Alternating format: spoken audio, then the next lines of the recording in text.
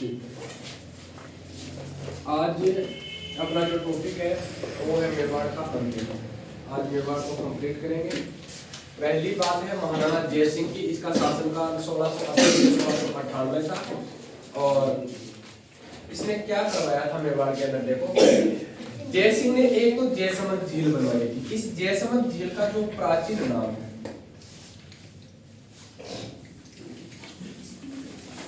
जयसमंद झील का प्राचीन नाम क्या है? इसका प्राचीन नाम है डेबर झील। डेबर झील, डेबर झील अपने अंदर गोमती नदी का पानी समाती है। ज्योग्राफी वाले सर आपको बता देंगे गोमती नदी कहां से निकलती है, कहां आती है और ये इस झील के तक आ जाती है। इस झील से हमें एक बात याद रखनी है कि जो जयसमंद झील है इसमें कुल 7 टापू है। टापू समझ के आगे, झील के बीच में ऊंचे ऊंचे स्थान बैठे आदमी बैठ सके, उठ सके, रह सके, बिन कवर टापू। ठीक है, जयसमंद झील के अंदर कुल कितने टापू है? 7 टापू। सबसे बड़ा जो टापू है उसका नाम है बाबाजी का बाखड़ा। सबसे जो छोटा टापू है, सबसे छोटे टापू का नाम है प्यारी। ये जो प्यारी टापू है, इस प्यारी टापू पर आइसलैंड रिसोर्ट होटल संचालित है। तो ये प्रश्न आरबीसी कई बार पूछती है कि कौन सी झील के अंदर आइसलैंड रिसोर्ट होटल संचालित है, तो वो अपनी हो जाएगी कौन सी झील? जयसमंद झील। जयसमंद झील का निर्माण किसने करवाया था? जय सिंह ने करवाया था। कब करवाया था? 1687 में करवाया था। इस झील का प्राचीन क्या नाम है? डेबर झील। कौन सी नदी का पानी रोकती है? गोमती नदी का पानी रोकती है। इसमें कुल कितने टापू है? 7 टापू है। सबसे बड़ा बाबाजी का भाखड़ा और सबसे छोटा कौन सा है? प्यारी। और इस प्यारी टापू पर कौन सा होटल चल रहा है? आइसलैंड रिसोर्ट होटल संचालित है। उसके बाद में बात करते हैं अमर सिंह सेकंड की। 1698 से लेकर 1710 तक इसका शासनकाल था। देवारी समझौता। देवारी समझौता क्या था? देखो, अमर सिंह आमेर, मेवाड़ और मारवाड़, 3 रियासतों को, आमेर, मेवाड़, मारवाड़, 3 रियासतों को एकता के सूत्र में बांधा था। एकता के सूत्र में बांधा था। जब तीनों रियासतों को एक कर लेता है, इसी समझौते का क्या नाम दिया गया था? देवारी समझौता। देवारी समझौता कब हुआ था? 1708 में हुआ था। ठीक है, देवारी समझौते के अंदर देखो 3 रियासत है। हमने पढ़ी आमेर, आमेर का शासक था जय सिंह। हमने पढ़ी मारवाड़, ये जो मारवाड़ है यहाँ का शासक था अजीत सिंह। हमने पढ़ी मेवाड़, मेवाड़ का शासक था राज सिंह, जिसकी हम कल बात कर रहे थे। सॉरी, अमर सिंह, राज सिंह नहीं, अमर सिंह, अमर सिंह। ये 3 शासक हैं। तीनों के पास में अपना अपना राज्य नहीं है। सिर्फ एक अमर सिंह के पास में मेवाड़ का राज्य है, अजीत सिंह के पास में मारवाड़ नहीं है, आमेर के पास में जय सिंह नहीं है। जय सिंह का बड़ा भाई था विजय सिंह, विजय सिंह ने इसका राज्य छीन लिया था। अब दोनों के पास में राज्य है नहीं। जब इन दोनों के पास में राज्य नहीं है, तब ये तीनों आदमी एक जगह बैठकर अपने अपने राज्य को वापस लेने में लगे हुए हैं। जब ये अपने अपने राज्य को वापस ले रहे थे, तब एक समझौता हुआ था। उसी समझौते का नाम दे दिया था देवारी समझौता। इस समझौते की शर्त यह थी कि अजीत सिंह को मारवाड़ दिलवाएंगे और जय सिंह को आमेर दिलवाएंगे। इन दोनों को यहाँ से बाहर निकाल देंगे। अजीत सिंह वाली जो बात है, ये तो मुगलों से जुड़ी हुई थी कि औरंगजेब ने खालसा घोषित कर रखा था। जय सिंह, इसका भाई था विजय सिंह। कल शाम को मैंने आपको आमेर का किला बनवाया था। आमेर के किले के अंदर एक छोटा दुर्ग बना था हमने शायद, विजयगढ़। इस जय सिंह ने देवारी समझौते के बाद में उस विजय सिंह को पराजित किया था। विजय सिंह को कैद करके उस छोटे विजयगढ़ी में रखा था, इसीलिए उसका नाम क्या रख दिया था? विजयगढ़ी रख दिया। ठीक है, ये बात भी कल मैंने बताई थी लाइव क्लास के अंदर। अब देखो आगे की बात, ये शर्त रखी गई थी। उसके बाद में ये जो अपने मेवाड़ का शासक है अमर सिंह, ये अपनी बेटी, इसकी बेटी का नाम था चंद्रकौरी। चंद्रकौरी का विवाह करेगा जय सिंह के साथ में। किसके साथ में करेगा? जय सिंह के साथ में। और विवाह होगा सशर्त यह कि आगे चलकर चंद्रकौरी से जो संतान उत्पन्न होगी वही आमेर का शासक बनेगी। आगे चाहे कोई उत्पन्न हो, बाद में एक बेटा इसका ऑलरेडी था प्रताप सिंह, एक था माधव सिंह। दोनों के बीच में आगे उत्तराधिकारी युद्ध भी होता है, संघर्ष भी चलता है, उनकी बात हम आमेर के अंदर करेंगे। तो अमर सिंह से एक बात याद रखनी है, कौन सी? देवारी समझौता। देवारी समझौते में कितनी रियासत थी? आमेर, मेवाड़ और मारवाड़, और तीनों को एकता के सूत्र में बांधा था, तभी तो ये देवारी समझौता हुआ था। आमेर जय सिंह, मारवाड़ अजीत सिंह और मेवाड़ अमर सिंह। ठीक है, तो एक है अपना याद रख लेना, देवारी समझौता। संग्राम सिंह सेकंड, जो संग्राम सिंह सेकंड है 1710 से लेकर 1734 तक इसका शासनकाल था। इसके शासनकाल की मुख्य घटना कौन सी है? हुरडा सम्मेलन। यह हुरडा सम्मेलन का अध्यक्ष चुना गया था। ठीक है, हुरडा सम्मेलन का अध्यक्ष चुना गया था, अध्यक्ष चुना गया। लेकिन हुरडा सम्मेलन से पहले ही संग्राम सिंह की मौत हो जाती है। संग्राम सिंह के बाद में संग्राम सिंह का बेटा जगत सिंह शासक बना था, इसने हुरडा सम्मेलन की अध्यक्षता की थी। ठीक है, देखो हुरडा सम्मेलन क्या था। 1710 से लेकर 1734, इस समय मेवाड़ पर, आमेर पर, या फिर मैं कहूं तो राजस्थान पर, अपने राजस्थान पर मराठों के आक्रमण हो रहे थे। किसके आक्रमण हो रहे थे? मराठों के आक्रमण। मराठों के खिलाफ सारा राजस्थान एक होकर लड़ेगा, इसीलिए एक सम्मेलन बुलाया गया था। उस सम्मेलन का क्या नाम रखा था? हुरडा सम्मेलन। हुरडा सम्मेलन का अध्यक्ष कौन चुना गया था? संग्राम सिंह। और इस सम्मेलन की अध्यक्षता की किसने थी? जगत सिंह सेकंड ने।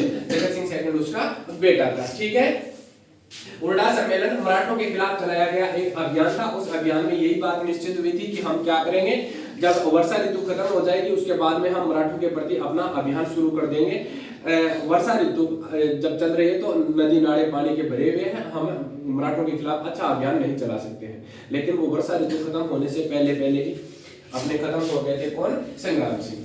संग्राम सिंह के बाद में अगला शासक बना था जगत सिंह। इसने एक तो उदयपुर में पिछोला झील के किनारे, पिछोला झील कहां पर है? पिछोला झील उदयपुर में ये कड़मड़वाई पिछोला झील को निर्माण करवाया किसके शासनकाल में बनी? महाराणा लाखा के शासनकाल में तो बनी। तो उदयपुर में पिछोला झील के किनारे इसने जग निवास महल का निर्माण करा। जग निवास, जगत निवास, थोड़ी सी बात पे आप गौर करना, जग निवास और जगत निवास पे। ठीक है, इसने जो महल बनाया वो कौन सा है? जग निवास। इसका दरबारी विद्वान था जिसका क्या नाम था? नेकराम था। ठीक है, अपनी अंतिम जो बात है वो है भीम सिंह सिसोदिया, मेवाड़ का अंतिम शासक। ठीक है, 1818 ईस्वी में राजस्थान के अंदर एक संधि आ गई थी। उस संधि का नाम था सहायक संधि। 1818 में नहीं, ये 1803 में ही आ गई थी। ईस्ट इंडिया कंपनी, बताओ ईस्ट इंडिया कंपनी की स्थापना कब हुई थी? 1900। ईस्ट इंडिया कंपनी की स्थापना कब हुई थी? 1800। धीरे धीरे ना बोलो, तकड़ी से बोलो, मैं सुनना चाहिए। 1600 में, 1818 में। और बताओ, चार ही ऑप्शन बताना, पांचों ना बता दिए हैं, चार बता दो। एक 1600, दो दूसरा 1818, एक 1900 भी बचा नहीं बीच में से। बिल्कुल सही है, कौन बोलियो 1900, वो बता दो सही है। 19 वाला वो सही है, बता दो कौन बोलियो। पेज पीछे घुमा के नहीं देखना, सोगल लगेगी। मेरी कौन लगेगी? मेरे का नहीं ना देखो चाहिए, मैं सोगल कटाऊंगा, इसे भी सही कटाऊंगा पे मेरी को लगेगी। मैं तेरे बेस बोल लियो, मेरी सोगल लगेगी। तो नाम बताओ। हाँ, नाम बताओ। सोकर खा जाना, सोकर शेर नहीं खाना नहीं, लेकिन पेज पुराना पीछे नहीं। इतना बेशरम भी ना बनो, हाथ पाग नहीं करनी चाहिए। बताओ ईस्ट इंडिया कंपनी की स्थापना कब हुई थी? सिर्फ एक पूछो, ईस्ट इंडिया कंपनी, बाद में नेथन फ्रेंच पूछो, पूछो, डच पूछो। 1800 कणगिरी बता, कणगिरी स्वतंत्र के 1828 में हुई। ईस्ट इंडिया कंपनी की स्थापना हुई 1600 ईस्वी। कब हुई थी? 1600 ईस्वी में। देखो, ईस्ट इंडिया कंपनी की स्थापना जब 1600 ईस्वी में होती है तो ये किसने की थी? ब्रिटेन की महारानी थी, उसका नाम था एलिजाबेथ प्रथम। क्या नाम था? एलिजाबेथ प्रथम, इसने की थी। जब ईस्ट इंडिया कंपनी की स्थापना 1600 ईस्वी में हो जाती है, इससे पहले ईस्ट इंडिया कंपनी तो बाद में बनी थी, पहले ही अंग्रेजों ने भारत में आना शुरू कर दिया था। यदि मैं आपसे प्रश्न पूछूं कि भारत आने वाला पहला अंग्रेज कौन था? Vasco D gamma. अच्छा, वो पुर्तगाली आयो को दो पुर्तगाली। वास्को डी गामा कदा यो बात हां नहीं ये मेरे को थे और कदा क्या बता इसको तो सोना बुद्धि आई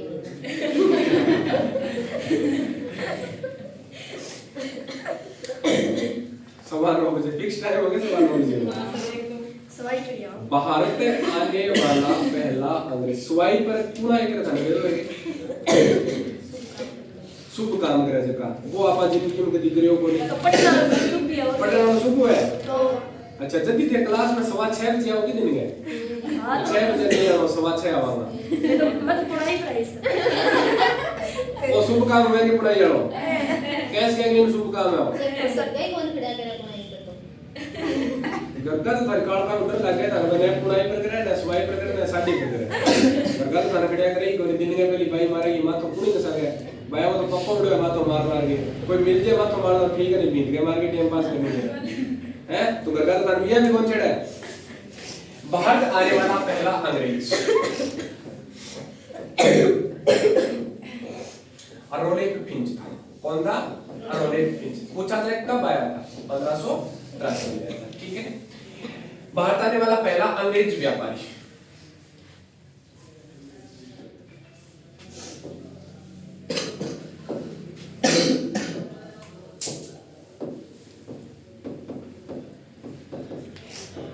पहला अंग्रेज अरोलेक फिंच 1583 अंग्रेज व्यापारी John Hawkins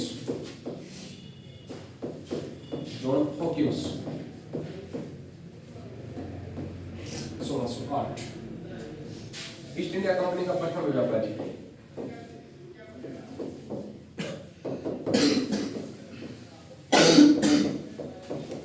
John million hall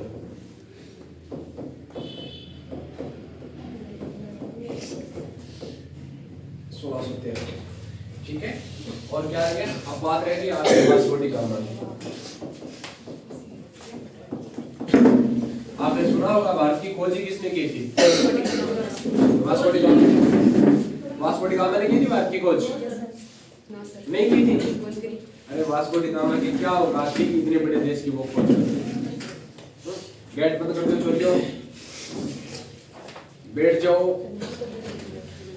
Vasco D gamma की क्या हैसियत थी कि वो इतने बड़े इस पवित्र देश की खोज कर दे जहां पर आप जैसे लोग रहते हैं खाली खोज कर देंगे कोई कौन कर सके वास्को डी गामा की कहानी बताऊंगा वो आयो 1498 में कब आयो 1498 वास्को डी गामा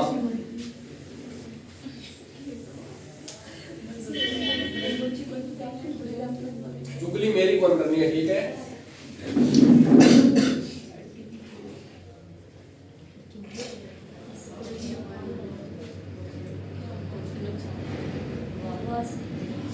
पेंटिंग आए चुप हो जा तुम पेंटिंग तेरी बनाऊंगा मैं ठीक है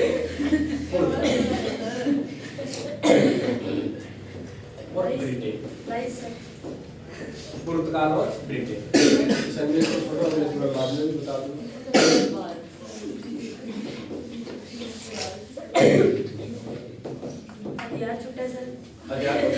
अब देखो अपना जो भारत है वो यहां से लेकर यहां तक हिमालय पर्वत से घिरा हुआ है भाई यदि इधर से कोई आदमी भारत आना चाहे तो इसका मतलब वो नहीं आ सकता यातायात के साधन थे नहीं और आदमी आएगा तो पैदल चल कर आएगा तो हिमालय पर्वत को पार करना बहुत बड़ी काम था यहां से लेकर यहां तक बंगाल की खाड़ी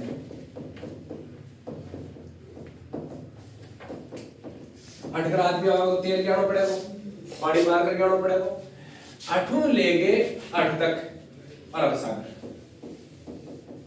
समझ गए मेरी बात इनको मतलब अठों ले गए और अठ तक इतने बात पर किन्हीं कोई आदमी ने तो आके ने आक्रमण कर सके रास्तों की तो है अफगानिस्तान काबुल पाकिस्तान फिर आपने राजस्थान में बटनेरा की क्या करेंगे पैदल चल गई थी कोई आदमी ने भारत में घुस गया तो वो इतना ही रास्ता है ये रास्ता अब जी वो आक्रमण करने खातिर आवे जी वो चोरी करने खातिर आवे जी वो अटक गया करने खातिर आवे आड़ा को फट करे ई रास्ता अब वो पुर्तगाली अठे है अरे ओ ब्रिटेन यो थोड़ा सो दूर है अण आदमी कोशिश करी भारत में घुसने की तो हिमालय पर्वत ने चीन ने पार करके हिमालय पर्वत पार करो बहुत बड़ी बात है अण कई दिन चेक करो कोई पार पड़ी बिंग बाद में वो भाई साहब गए ब्रिटेन अंग्रेजा जाके तो यार इनने से जाके देखा तो भाई साहब भूखा लिचड़ देश है बेटे की कोनी इने जाने की कोशिश ना करो बोले थाने फिर भी रोई और फिर थोड़ा सो और नीचे आयो आठा आगे रुक गया बंगाल की खाड़ी में इनको मतलब खाड़ी पार करके मैं भाग जाऊंगा वो समुद्री मार्ग के दौरान टावरों बाट में घुस गयो और बाट में आगे देखियो मुंबई वाला रास्ता में बाट में घुसियो बाट में घुस के बढ़िया वातावरण वो कम से कम 7-8 साल रुकियो है भारत के अंदर और हर चीज नोट करिए कि 4 तो ऋतु आवे कौन सी ऋतु जानिए और कौन सी ऋतु कितनी ऋतु आवे भारत में सर्द ऋतु गर्मी वर्षा और कौन सी वसंत ऋतु 4 ऋतु और चारों ऋतु अलग अलग मौसम मतलब हर 3 महीनों मौसम परिवर्तन हो जाए ये तो बढ़िया मौसम बरसात का मौसम में प्योर बरसात गर्मी का मौसम में प्योर गर्मी लू चले ताती लगभग 51 डिग्री टेम्परेचर बापड़ बढ़ जाए मोटे मोटे ये तो बेहतर गर्मी और सर्दी बढ़े तो भी कम को नहीं चूरू माइनस में चले जाए कई बार तो 4-5 डिग्री टेम्परेचर और बरसात में इतनी बरसात बसंत ऋतु के अंदर चारा सारी हरियाली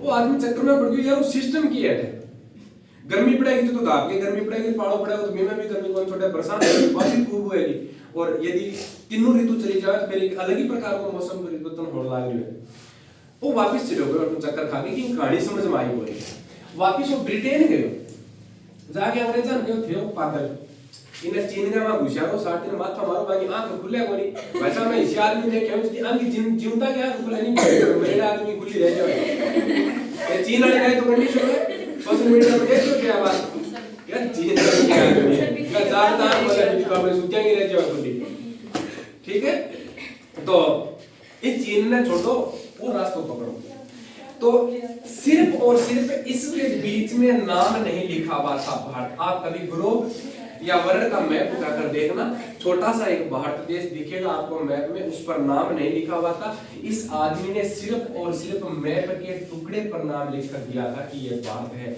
न कि इसने भारत की खोज की थी यह भारत 1000 लाख पहले भी यहीं पर था आज भी यहीं पर है और पता नहीं कितने वास्को डी गामा आए थे कितने गए थे और बताऊं मैं वास्को डी गामा के बारे में बात यहाँ से मौसम देखकर वापस जाकर अंग्रेजों को बताता है ब्रिटेन के अंदर आज की कंडीशन भी ऐसी है कि वहां पर महिला आसानी से गर्भ धारण नहीं कर सकती रीजन यदि गर्मी पड़ेगी तो फिर गर्मी पड़ेगी सर्दी पड़ेगी तो सर्दी ही सर्दी पड़ेगी इसीलिए बॉडी का टेम्परेचर और वातावरण का टेम्परेचर मैनेज नहीं होता है आप कभी भी देखना इस चीज को अंग्रेज यदि भारत के अंदर आ रहे हैं ब्रिटेन से यदि भारत के अंदर आ रहे हैं तो एक युगल आएगा पति पत्नी दोनों आएंगे और लगभग 1 साल तक यहाँ पर रुक कर जाते हैं उसके बाद में जब बच्चे को कोई खतरा नहीं है तब वो वापस जाते हैं ये चीज आप कभी भी नोट कर लेना तो ये भी बड़ी समस्या थी यहाँ पर तो अंग्रेजों को जाकर यह बताता है कि यदि आप इधर व्यापार कर लो तो आपका सिस्टम थोड़ा ठीक हो जाएगा अब अंग्रेज यहाँ पर आए तो अकेले के लुगाई टावरों को साथ लेकर आए और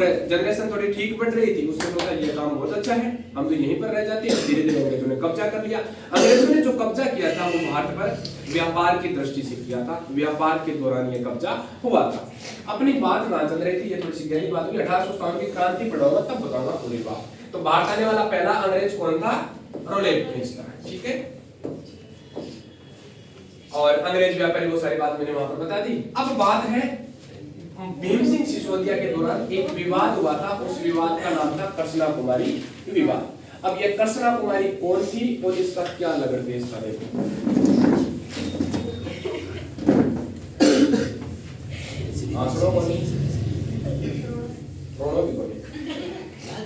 दो ही काम है कि कह दो हाँ सुनो चुपचाप भी तो बैठी रह इसको तो बामणों को बताए दो कोई ना बोल वाली बैठे रहो आ गया क्या राम राम हाँ राम राम पहुंच तो गया भरोसा तो कौन ही मन के आ जाओगा मुझे लेट था कौन है लाइट तो बोले लाइट गिर दी ठंडा हुआ ना इसको के कृष्णा कुमारी बाबा ये जो कृष्णा कुमारी है ये भीम सिंह की बेटी कृष्णा कुमारी इसका इसका विवाह या सगाई निश्चित, ये मेवाड़ की राजकुमारी है, मारवाड़ में इसकी सगाई की जाती है। मारवाड़ में सगाई की जाती है। मारवाड़ के अंदर जब कृष्णा कुमारी की सगाई की जाती है, विवाह नजदीक आता है और इस दिन मारवाड़ का जो शासक था उसका नाम था राम सिंह। ये मृत्यु को प्राप्त हो जाता है।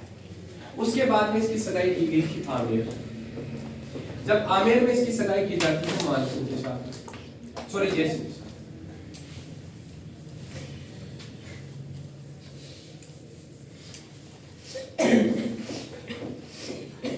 जय सिंह के साथ। अब राम सिंह का छोटा भाई था मान सिंह। इसने कहा कि भाई आप कृष्णा कुमारी की सगाई इधर कैसे कर सकते हो। इसने कहा सही है भाई, हमने जिस लड़की के साथ में सगाई की थी वो तो मर गया, तो क्या दिक्कत है। इस राम सिंह का नाम भीम सिंह भी मिलता है, इसके पिता का नाम भी भीम सिंह था और जिसके साथ में विवाह होने वाला था उस आदमी का नाम भी भीम सिंह था। भीम सिंह या राम सिंह ये तो मर जाता है। मरने के बाद में कृष्णा कुमारी की सगाई कर दी जाती है आमेर जय सिंह के साथ में। जब आमेर वाले जय सिंह के साथ में इसकी सगाई होती है, उस इस राम सिंह का छोटा भाई शासक बना था मान सिंह। इसने कहा भाई ऐसे कैसे, भैया मरा है, गद्दी का हकदार मैं बैठा हूं, इसका मतलब कृष्णा कुमारी का विवाह भी मेरे साथ में होना चाहिए। और इधर से ये जय सिंह आ गया कि ऐसे कैसे हो सकता है भाई, जिस आदमी के साथ में सगाई की गई वो तो मर गया, तो अब इसका मतलब ये थोड़ी है कि उसको या तो साथ में मारो या फिर छोटे भाई के साथ में करो, कि हमारे यहाँ आमेर में ऐसा ही होता है। अब दोनों के बीच में एक युद्ध होता है, गिंगोली का युद्ध 1807 में, गिंगोली का युद्ध। इस युद्ध में जय सिंह जीत भी जाता है, फिर भी मान सिंह नहीं माना था। मान सिंह ने कहा नहीं नहीं, कृष्णा कुमारी तो मेरी है, इसके साथ में सिर्फ मैं ही विवाह करूंगा। अपने इस भीम सिंह का एक मित्र था जिसका नाम था अमीर खां पिंडारी। अमीर खां पिंडारी ये अपने एक दिन इस मित्र के पास में गया, अमीर खां पिंडारी के पास में, और जाकर कहा यार मैं बहुत बड़ी समस्या में हूं। क्या कि लड़की की सगाई की थी इधर, ये मर गया, अब ये बोल रहा है मेरे साथ में करो और मैंने सगाई कर दी इधर। 3 साल हो गए, बात पहुंच गई 1810 तक। 1810 में अमीर खां पिंडारी ने भीम सिंह को कहा कि तू इस टिंगरी को जहर दे दे, न रहेगा 5 9 बजे की बांसुरी दोनों रियासत शांत हो जाएगी। इसने यही किया था, अपनी बेटी को जहर दे दिया, कृष्णा कुमारी मर जाती है, मेवाड़ का इतिहास कंप्लीट हो जाता है। भीम सिंह सिसोदिया मेवाड़ का अंतिम शासक था। भीम सिंह जो सिसोदिया है, इसने अंग्रेजों के साथ में 1818 ईस्वी में ईस्ट इंडिया कंपनी से संधि कर ली थी। अक्सर हम राजस्थान का इतिहास वहीं तक पढ़ते हैं जहां तक अंग्रेजों के साथ में संधियां नहीं हुई थी। तो बताओ मेरी बात समझ में आई? पहले पेज से लेकर